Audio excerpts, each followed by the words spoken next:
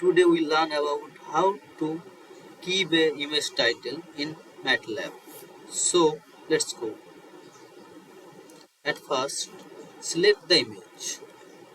I have two images, cat and rat. I select the image cat. Reach.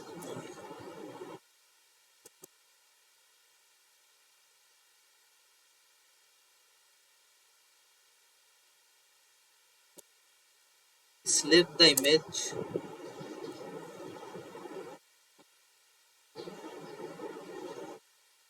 Then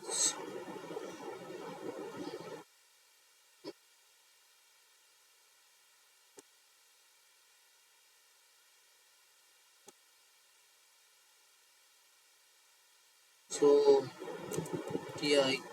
title. Choose the name.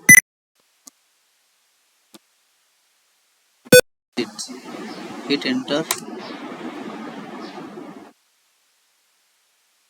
Okay, so this is the title.